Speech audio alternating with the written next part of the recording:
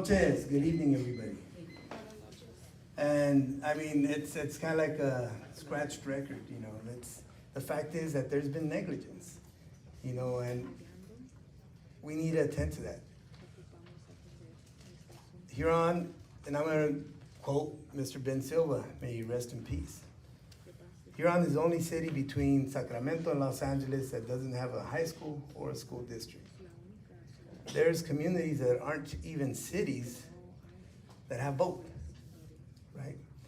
And in regards to Measure X, you know, it looks like if it's losing.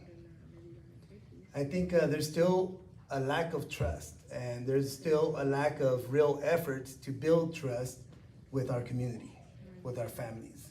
The whole parading of having some interest in pursuing a high school, I mean, I could sense the energy and the frustration with my families. This needs to change. It can't stay like this.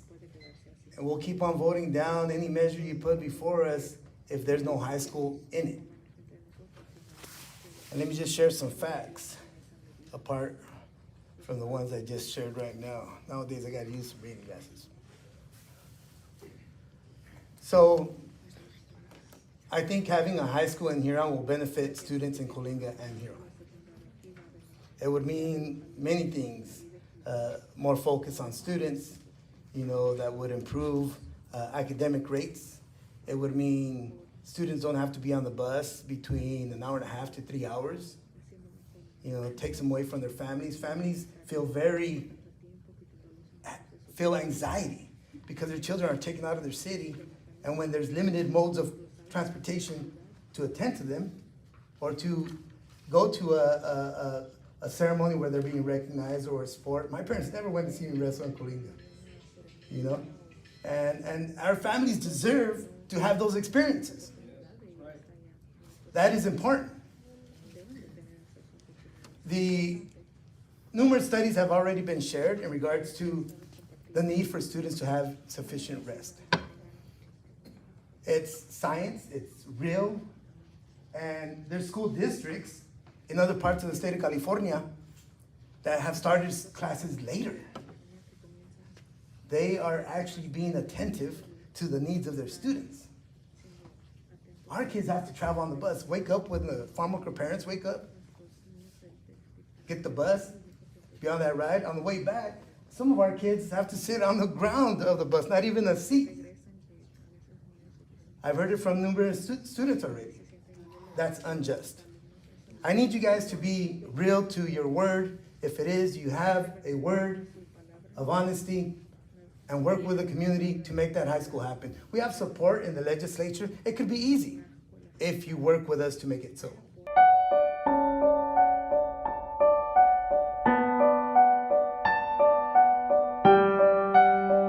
From Coalinga High School in 2011, and then I attended West Hills first. Graduated, went to Fresno State, got my bachelor's in psychology. I started working at the school district, so Coalinga Huron Unified School District.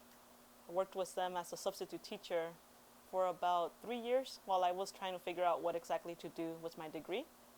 Got my experience, worked with a lot of special ed kids, realized that that's what I like to do. So I started looking for schools to see where I could get my further education on, so master's and doctorate. Then the pandemic hit, so I was left without a job like everybody else, and I decided, well, since all the schools are online, might as well do my master's online too, and I did. I got my master's in child psychology, and right now I am looking for, well, I found another school already where I'm currently applying for the doctorate program for clinical child psychology. Yeah. Master's degree, I started working for a nonprofit organization. And I traveled to a lot of little towns that are smaller than Huron. And I did go to schools, elementary schools more specifically, and I saw the kids there. And I thought that Huron needed a lot of mental health, you know, regarding children. But then I realized all these smaller schools, they have higher rates that I noticed of kids with undiagnosed behaviors, undiagnosed mental health problems, undiagnosed disorders, disabilities. There was a lot of undiagnosed issues that I saw. And I know that they were undiagnosed because when I was working as a sub, I would ask the teacher, like, this child is having these difficulties and I think he has this disorder. And the teacher would tell me, yeah, we've tried to tell the parents to get them to go, for help. But the parents don't have the resources to do it, or they don't believe that that's what the kid has. So I can always tell when there's a child that's not on medication that needs to be on medication. And I have seen the differences of before and after of medication. I've had some instances where I was subbing for a teacher. I kind of subbed for her class throughout the year, so I kind of got to know the kids really well. There have been kids who have like ADHD, and they're really, really problematic, I should say. Their behavior is problematic at the beginning of the year, but then once they get on medication, I see a huge difference. And you get to see their actual personality come out, because before it's their disorder taking over. They can't sit still, they can't listen, they get in trouble when they don't want to get in trouble, when they don't mean to, and then once they get their medication, they calm down. You get to talk to them, they become more them. Right. Yeah, I have noticed that a lot of behaviors are similar. In instances, you can never tell right away if it's trauma, if it's a disability, or a mental illness. Because even anxiety is similar to depression, but they're two completely different things. You don't treat them with the same medication, you treat them with different things. So the way to get to that is to talk to the kid, talk to the person that's being afflicted, and then eventually the root of the problem comes out. So if it's due to abuse, you will eventually find out that the child was abused, and then you can rule out a developmental disorder. So it's not that the child was born with a disorder, it's that something happened to trigger it. Yeah. School, they have to go on a bus. As a parent, what are you gonna think? You're not only do you have to worry about your kid being at school, now you're worrying about the bus ride home. Bus ride to school, bus ride home. If they have sports, the bus ride to wherever they're playing, what time they're gonna get back, walking from the bus stop to their house. It's a lot of extra factors. And that's what people that here in Huron, you grew up with that Yeah. situation. Yeah, I did. Yeah. Yeah, I remember one time, I was in college, but my brother was a freshman in the high school. He also had to ride the bus. And one time he got chased by dogs to the bus stop. Yeah, he had just crossed the street from our house and he still had to walk another block and the dogs came out. So there's a lot of, and my mom was watching, so she was able to go, she drove in the car to go get him, even though the bus stop was just, a block away. But can you imagine if your parents aren't home and your kid is walking to the bus stop and then just waiting there too? Anything can happen waiting for the bus. Not just, something physical, but also the weather. I know a lot of boys don't like to carry umbrellas, so if it's raining, they're just there. There's no bus, like an actual bus stop, like there's no roofing. We just wait there by the fence until the bus comes. The wind, it's really windy today, all the dust. Breathing in that dust, the kids are breathing it, and that causes asthma as well. There's valley fever. There's a lot of sicknesses that come with the wind. If it's hot, it's already hot in Cali at 6 a.m. You're just there waiting. If you miss the bus, you miss school because you have to take the transit. But sometimes the transit has, hours, and if you don't make it on the transit, you have to find somebody that has a car. Yeah, because if you're a freshman, you're like 14 years old, you can't drive yet. And even if you can drive, a lot of kids, their parents can't afford a car for them. Or they only have one car in the household and their parents use it for work. So there's a lot of situations where a kid who is trying to get to school just can't get to school. Freshman year, we had an orientation, and one of the things, and I still remember because it was so weird to me for them to tell us this, the principal at that time told us to look to our left and to our right to see the faces next to us. And then he said half of them are going to drop out by the end of your senior year. And I was like, why would you say that? Why do you expect kids to drop out?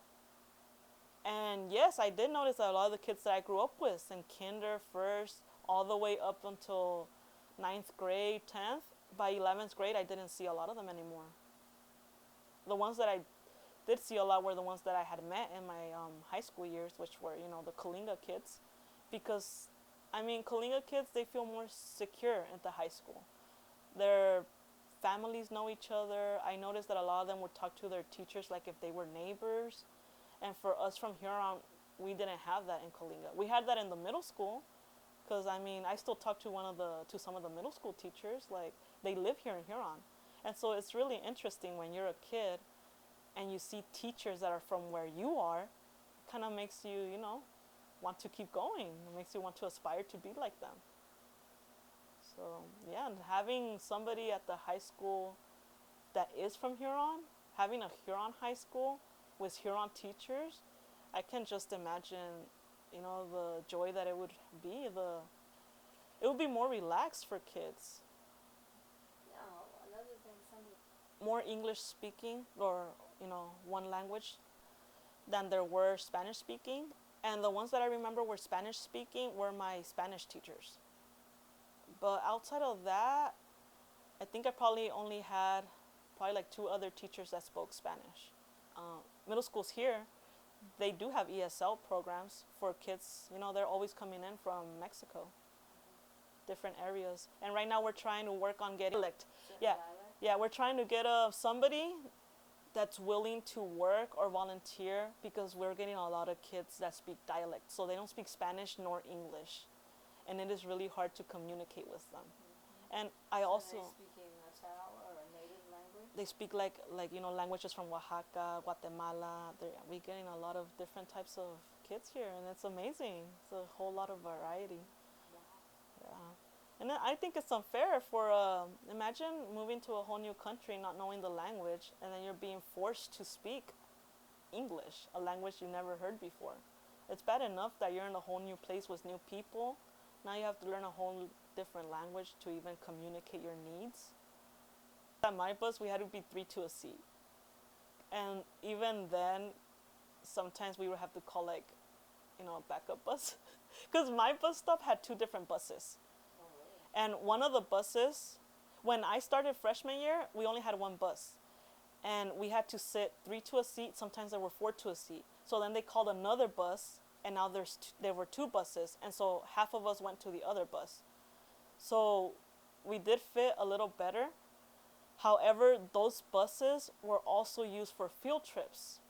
So if there was a sports game or something going on our way back home, we would have to go on another bus. So it was really it created a lot of anxiety, because I don't know if I mentioned this, but I have OCD. So I get a lot of anxiety for stuff, that's not scheduled, not routine. So sometimes we would be told oh, your bus is not coming, you have to go on this bus. I'm like, I don't know where that bus is at. I have to go look for it, look for the number. And then I don't know who's in that bus. I don't know what stops it's gonna be. I don't know where to get off. So it was really, really nerve-wracking for me. And I know it's not just me, because I know I have some friends that I've talked to recently, and they still remember when their bus would be missing. One of my friends told me that her bus was always the one being taken for sports trips. And so she always had to go on another bus, and she hated it because one of the kids in there was her bully. And she felt secure in her bus because her bully wasn't there, but the other bus that she had to take, the backup one, her bully was in there. And she said that she would hate it when there would be sports trips, because she would have to go in that bus. That's the only thing I really hated about the bus rides. Getting up early, sometimes being packed, sometimes not having your bus. But I didn't have to experience bullying. I didn't have to experience sitting next to people that that didn't like me, that would tease me. I didn't really experience any of that. So for those that did, that's a whole other story that they have. For me, it was just the bus ride. Bus drivers, I had a really great bus driver. There were some that they just don't pay attention. You can't blame them. They have to be watching the road. They're driving a bus filled with kids that are talking, you know, messing around. So they can't always be watching what's going on. So there's a lot of things that they missed that doesn't get reported. There was probably some maybe inappropriate touching. You can't see what's going on in the bus seats. I mean, the statistic is that 1 out of 5 kids gets, you know, sexually abused. And it's a pretty high statistic, and it could happen, you know, usually it's by an adult, but a lot of them are, or some of them can be by other kids. And then the sad thing is that those kids that know how to do that, they probably themselves are being abused as well. The difference in that wouldn't be the education itself, it would be how they felt about education. Because honestly, like me graduating the Huron Middle School, I felt more pride in that than when I graduated the Coalinga High School. Because the thing is that it's called Coalinga High School. So if you're from Huron, you don't really feel pride in that.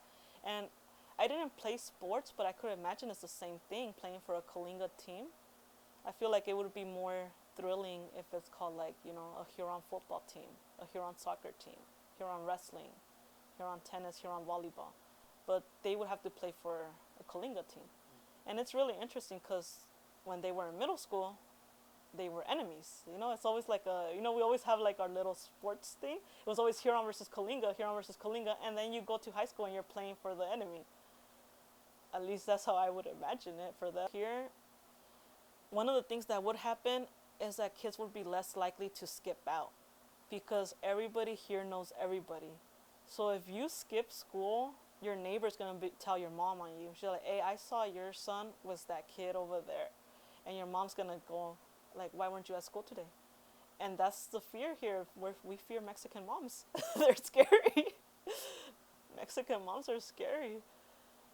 And I mean, at middle school, I didn't really see anybody skip out. In high school, I would see them leave. They would get off the bus and just take off somewhere else, and their parents won't find out. Maybe until they got a call like 5 days later, but what are you going to do about it then? And then it's really easy to lie because the thing is that parents don't understand. A lot of them didn't understand English when I was going. So if they got a call, it was usually in English. The kid can translate, be like, oh, they're just saying that there was an appointment, you know, or something. They can lie. Or they can make an excuse saying like, oh, I did go to school. They just marked me absent. I'll go talk to the teacher. Yeah. But if your neighbor is the one telling your mom, then obviously your mom is going to believe the neighbor.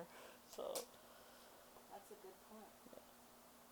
Because they would do it, huh? yeah, they would. And then the other thing, I don't know about other moms, but I know my mom would complain to the school about every little thing. However, when I went to Coalinga, she didn't drive, so she couldn't go over there. So if I got low marks or if I had an absent or something, she would always go and talk directly to the teacher that gave it to me. So in Coalinga, she couldn't go. And if it was in Huron, she would have been there every day whenever there was something going on. I know that. And I know that for a lot of parents here in Huron, they also don't have transportation to Coalinga, especially during school hours. But if it was in Huron, oh, they would be there. They would be checking up on their kids. If a kid is being bullied, they would go over there and tell the teacher right away. And I know because with my sister, I met a lot of moms. And when something happens in the school, they go straight up and they talk to the teacher. The teacher can't do anything about it. They go directly to the principal. But if it's in high school, a lot of the moms have told me that they're worried about their child going to the high school because they won't be able to go. In my personal experience, I would have loved to join an after-school club or something. When I was in middle school, I was in the journalism club and creative writing. And sometimes I would just stay with random teachers. Like, I would, hey, can I stay after school today? Because I don't really want to go home, you know. I just want to be here, do my homework. And they would let me. But in high school, I was in every single AP class. And I had a lot of homework. So I would have loved to stay after school. But then we would get home until like 7 p.m. and I would still have like 4 hours of homework to do. Plus, as a teenager, you need to get 9 to 10 hours of sleep. And I had to wake up at 6 a.m. before 6 a.m. to catch the bus. So that wouldn't happen. So I decided, I was just going to focus on my education. But I would see the bus, and I still see the buses. Sometimes they pass by at 7:30 p.m. with kids in them. So I just imagine them getting out, after sports practice. They're going home, and yet they still have to do homework. They are not going to get their 9 to 10 hours of sleep that they need. Not only that, but then they wake up early in the morning. I don't like to eat breakfast at 6 a.m. So I would skip it. I would have to wait until lunch. And I know I'm not the only one, because I know my sister hates eating breakfast that early too. So, I mean, here in Huron, she wakes up at 7. At 7:30, she eats her breakfast. And at 8, she's at the middle school. But when she goes to Coalinga, she has to be at the bus stop by like 6:30. She's not going to eat breakfast. I already know she's not. I mean, I didn't. I had to wait until lunch, which was at, I believe it was at 12:36. So that was my first meal of the day. So I went through 5 periods. Yeah, because we had 5 periods before lunch without any food, any nourishment. And I am 100% sure that there are a lot of Huron kids that are doing that exact same thing right now. Because our special ed kids, they're here from kinder until 5th grade. After 5th grade, they have to go to Coalinga because the middle school does not have a 6th, 7th, and 8th grade special ed class. So can you imagine if your son is autistic, they have their routine. Autistic kids are really strict on routine. They're used to waking up at 7 in the morning, and now they have to wake up at 6 in the morning to catch a bus. They're used to their parents taking them to school, and now they have to go on a bus. That is a huge change for a child that has autism, that has any other developmental disorder. They have to go, they're still young. They're about 10, 11 years old, and they already have to adapt to this whole new system. Once they're in high school, they have to go to the high school special ed classes. That's another switch. It's huge for them to go from Huron to Coalinga. It's stressful enough for them to go from a Huron school. If we had another program in the middle school, they would just have to go from the Huron Elementary School to the Huron Middle School. That's a huge change for them already. But now imagine going from the Huron Elementary to the Coalinga Middle School, or Coalinga Elementary, or Coalinga High School. That's 2 different towns. At least right here in Huron, sometimes when I was working with special ed kids, one of them would need a change of clothes, or one of them just couldn't handle that day, because even small changes like mowing the grass kind of affects them. Some kids, they can't handle the smell, they can't handle the sensations. We could just call their parents and they would come and pick them up.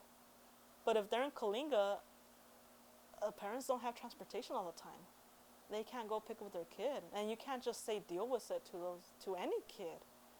That's horrible. I mean, I subbed for just general ed classes too. Like kindergartners, they get wet all the time for various different reasons. We would just call the parents hey, your kid needs a change of clothes. Can you bring some pants, something? So you can just imagine how it would be for a special ed kid. He's wet, she's crying, they can't handle the climate, and yet their parent is here in Huron not having a ride to go pick them up.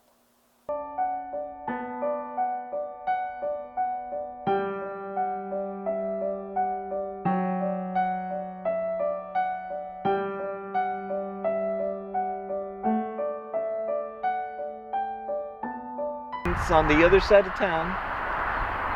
Huron is approximately one square mile. Yeah, it's heading towards